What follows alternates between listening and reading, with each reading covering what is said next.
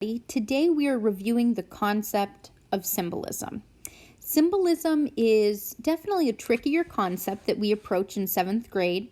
It's one you're going to keep coming back to over and over and over again until you graduate high school because it's so tricky and it can occur in so many different forms. I'm going to try to make it as simple for you as possible in this presentation. So our objective for this lesson is very simple. I just want you to be able to identify a symbol in a story and then consider its possible meanings. So the key to understanding symbolism is knowing the difference between concrete and abstract. If something is concrete, it's a physical object. You can engage with your senses with it. The senses are sight, sound, smell, taste, and touch. So let's think about that a little bit. A physical object, something you can engage with. So a couch is something you could poke it. You could sniff it. You could lick it. You probably don't want to, particularly if you have any pets. But the point is we can engage with it somehow in the physical world. I think, in my opinion, one of the best symbols to think of, always have your mind come back to this one and you'll remember what it is a flag. So a flag is a piece of material. If I were to grab one end of it and shake it, could you hear it? Yeah, it makes a distinct sound. Could you sniff a flag? Yeah, it has a smell to it. Hopefully it doesn't smell that much. Can you see it? Yes, of course. Could you taste it? Yeah, but you don't want to. And then can you touch it? Of course. So a flag is a concrete object. It's something that exists in the real world that all of us can see and engage with. Not all concrete objects are as clear as something like a flag, or another example I have here is a pencil or a door. Some items we can only engage with maybe one or two senses. So take, for instance, the smell of bacon. We can smell it. It's there, but the smell of bacon itself you can't actually touch. You have to go find the bacon. So things like that, we can still consider them concrete, even though in that moment it's just a smell and not much more. Think about like the wind. You can feel the wind. Sometimes you can hear the wind. You can't see it though. It still counts as a concrete object because we can engage in some way with that item and our senses. An abstract idea, on the other hand, it's just a concept. It doesn't exist in some real way that we can see or touch or put in a box. Big idea is a good way to think of it. In English class, when we're talking about theme, we oftentimes talk about a topic that the story approaches. That's a good way to think of an abstract concept, is it's one of those topics. Some examples here: freedom, security, love, hope, fear, success. Freedom, if I had you draw a picture, and I said, draw me a picture of freedom, please, you wouldn't all draw the same thing. Somebody could draw a person who's breaking free from chains. Somebody could draw the American flag. Somebody could draw a book. So the idea, the concept of freedom can be represented by all of these different concrete objects, but there is no one thing that freedom looks like. You can't tell me what freedom tastes like. You can't tell me what freedom smells like, because it isn't a thing. We get creative. We get interesting when we use figurative language and we say something like, freedom, it tastes like apple pie on a September morning.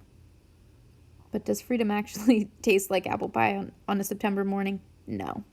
So these big ideas, these big concepts, we cannot engage with them with our senses. So instead, we use a concrete item to symbolize that idea. That's what symbolism is. So within a story, there will be some sort of concrete item. Something will tip us off that it's really important, that there's something really important going on with this item in the story. And then that's what lets us know it probably stands for a big abstract idea. So let me give you some examples. The more examples we see, the easier it becomes.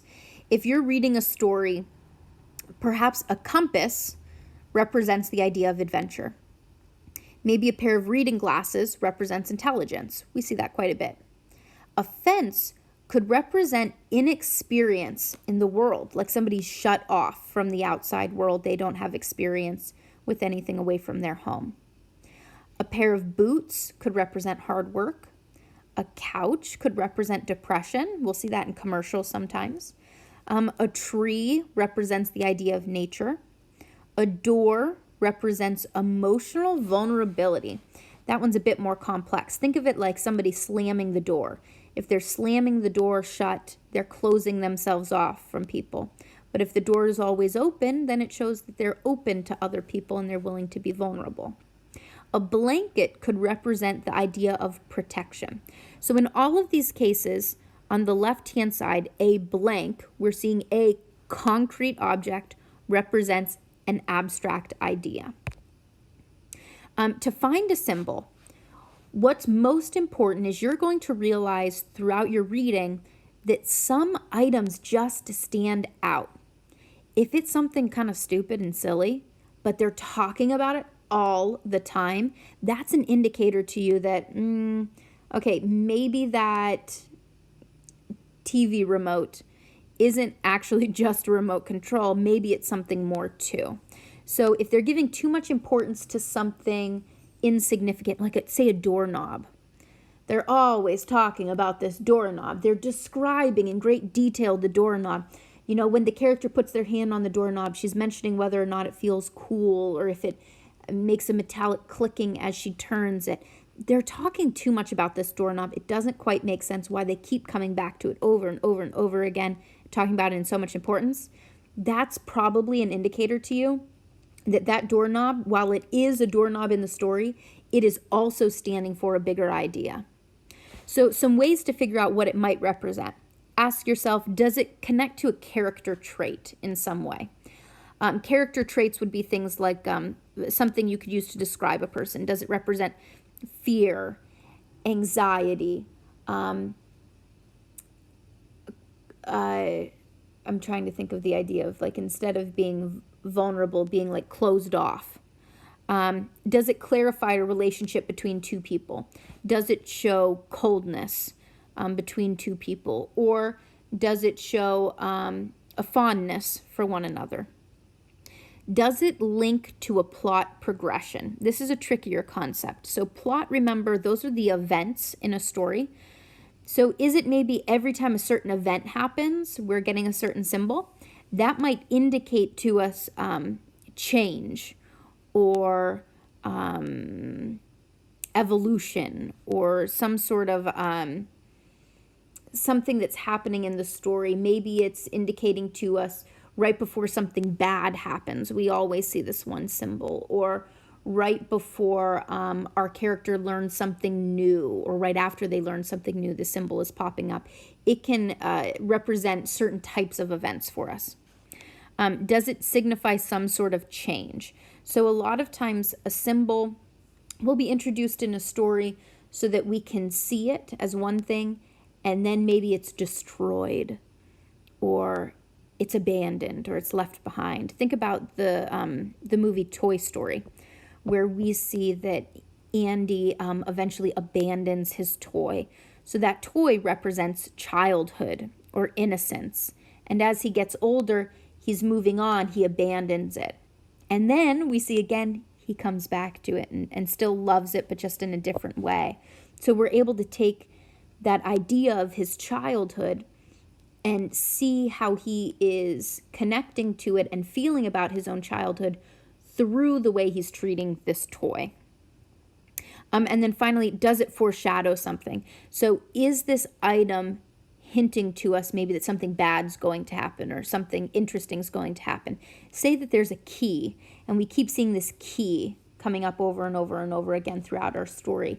That key could represent the idea of unlocking something new, or finding something, or accessing something that's been hidden.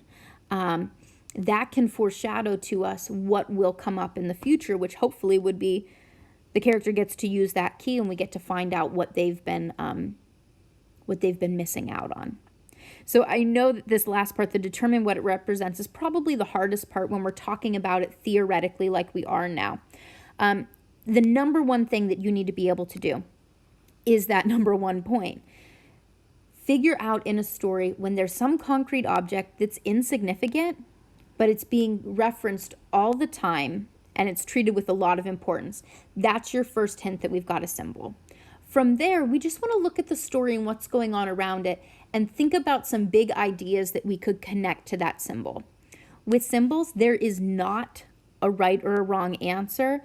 As long as it's supported by the story, there are lots of possibilities with symbols. So I'm going to say, as we move into this territory, have some fun with it. Get creative and feel free to open yourself up to some interesting interpretations.